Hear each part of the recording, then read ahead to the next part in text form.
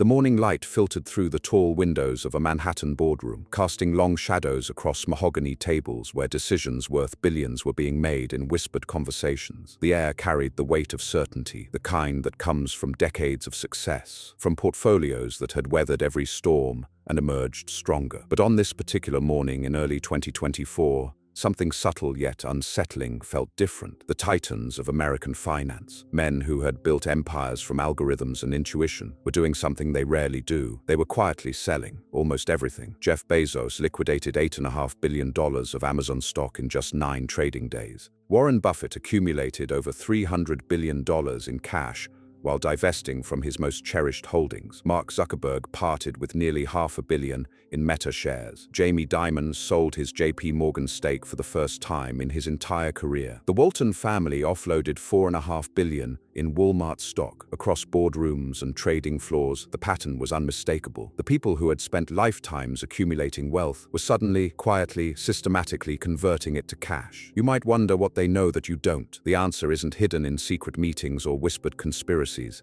It's written in the mathematics of markets, in patterns that repeat across centuries, in the inevitable consequences of decisions made long before any of us were born. This is the story of why some of the smartest money in America appears to be moving toward the exits, and why their exodus might be the most important economic signal you'll ever witness. Here's the paradox that should keep you awake at night. When everyone is in debt, who exactly gets paid? When entire nations owe trillions, where does that money actually go? The global debt pile has reached $315 trillion, nearly 3 times the size of the entire world economy. Every government owes money. Every corporation borrows to survive. Every household carries debt that compounds faster than income grows. But the mathematics reveals something disturbing. The money doesn't disappear into thin air. It flows somewhere specific to someone particular, through mechanisms designed centuries ago by men who understood what most people never see. The billionaires selling today aren't just protecting their wealth. They're responding to signals embedded in a system that was never designed to let anyone escape. To understand why they're running, you need to see the financial architecture, a trap built so gradually, so elegantly, that most people don't even know they're caught inside it. The story begins in London, in the winter of 1694, when a Scottish merchant named William Paterson walked into the chambers of King William III with a proposal that would reshape civilization. England was at war with France. The royal treasury was empty. Traditional lenders had grown wary of kings who defaulted when convenient. Paterson offered something different, a loan structured to never be repaid. Picture that moment, candlelight flickering across parchment as Paterson outlined his scheme. The king needed £1.2 million immediately. Paterson would organize wealthy merchants to provide it. But here was the innovation that changed everything. Instead of expecting repayment, the lenders would receive interest forever. 8% annually, guaranteed by Parliament, backed by England's power to tax its citizens. Debt became permanent, not a problem to fix, but a feature of the new system. The merchants agreed because the mathematics were irresistible. £96,000 per year, flowing from English taxpayers to their pockets, as long as England existed, as long as it could collect taxes, as long as the sun rose and set. The loan was transferable, but never repayable. The debt became money. The government's promise to pay interest forever became currency itself.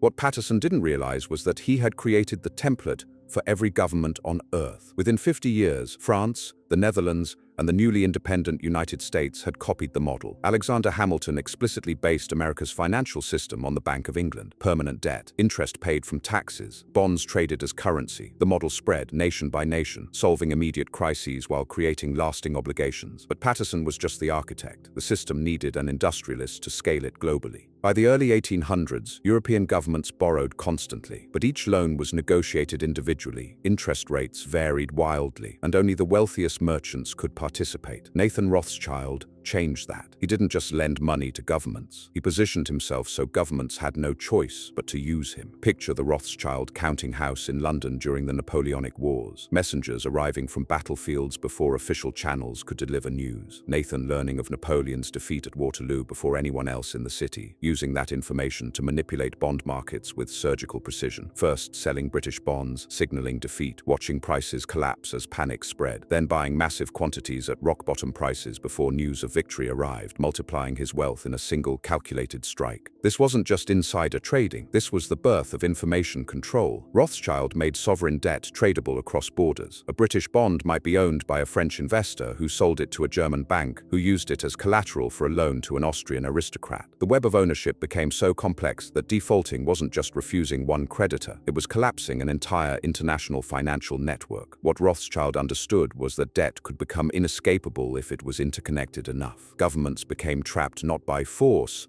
but by mathematics. They had to keep paying, had to keep borrowing to pay the interest on old debts, because default would trigger systemic collapse. The debt trap was no longer just permanent, it was unavoidable. The Rothschild family wealth peaked in the mid-1800s, when they were the richest family on earth, richer than any king. That wealth came from one source: interest on sovereign debt. They didn't produce anything, didn't build anything, didn't innovate anything. They lent money to governments and collected interest forever. The system Patterson created, Rothschild industrialized, and every government in Europe was caught. But the mechanism needed one final innovation to become truly infinite. That innovation came from America, from a man who understood that the debt trap could be perfected if someone could create unlimited demand for government bonds. By the turn of the 20th century, America had become an economic powerhouse, but its financial system remained primitive, fragmented, vulnerable. Banks operated in isolation. Money supply fluctuated with gold discoveries. There was no central mechanism to coordinate lending, no unified approach to managing the inevitable crises that periodically swept through markets like storms through wheat fields. When panic struck, as it inevitably did, individual banks would fail, depositors would lose everything,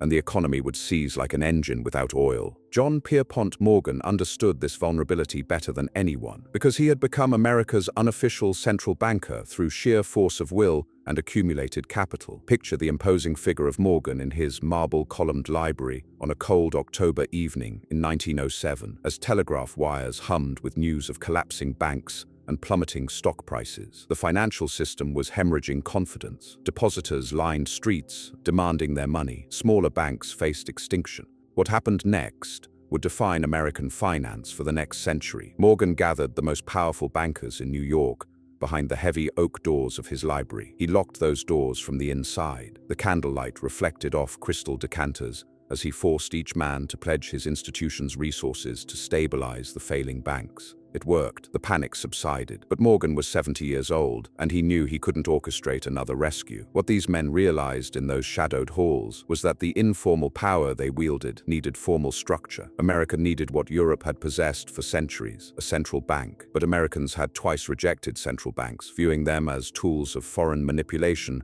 and aristocratic control. The solution required political camouflage of extraordinary sophistication. In November 1910, a private railroad car departed Hoboken Station under cover of darkness. Aboard were Senator Nelson Aldrich, Paul Warburg of Kuhn Loeb, Frank Vanderlip of National City Bank, and representatives of Morgan's empire. Their destination was Jekyll Island, a private retreat off the Georgia coast, where they would spend 9 days designing the architecture of American monetary control. They traveled under assumed names, used no last names during discussions, and swore each other to secrecy about their purpose. Picture those men walking the windswept beaches of Jekyll Island as dawn broke over the Atlantic, their voices carried away by salt air as they debated the structure of what would become the Federal Reserve System. They understood that Americans would reject any institution that appeared to concentrate financial power, so they designed something that looked decentralized, democratic, public-spirited, while ensuring banker control through elegant indirection. The Federal Reserve would not be called a central bank. It would be a system of 12 regional banks. It would not be controlled by Wall Street. It would be overseen by a board appointed by the president. But the regional banks would be privately owned by member banks. Those banks would elect the boards of the regional feds. And the most important power, the power to create money and purchase government bonds, would reside with the Federal Reserve Bank of New York, which would be influenced by the largest banks, Morgan's banks.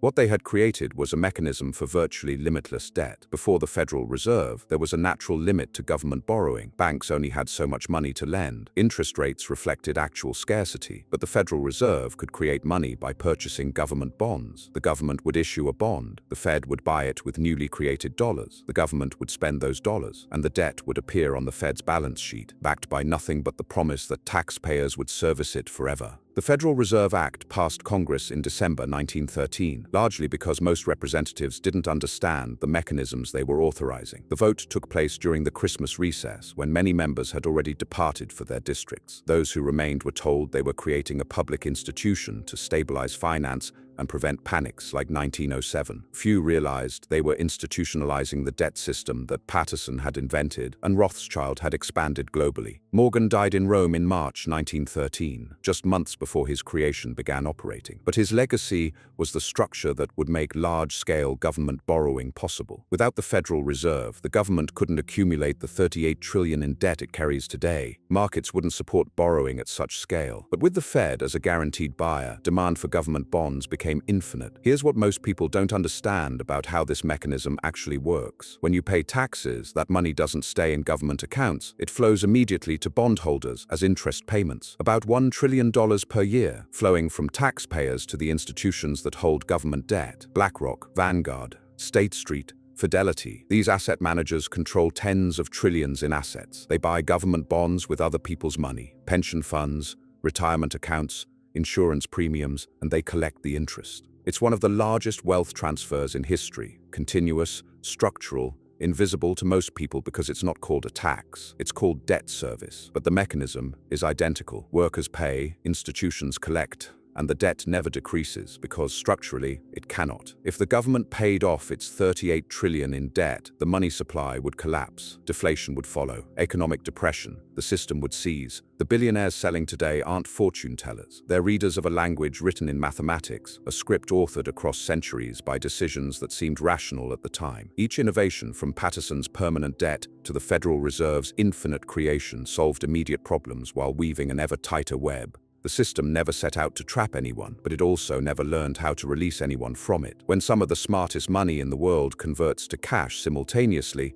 they're not predicting the future. They're reading the present through patterns that have played out before. If this changed how you see the financial architecture around you, if you want to understand the historical forces that shape modern economics, then you've begun to see what money really is and where it flows when the tide goes out.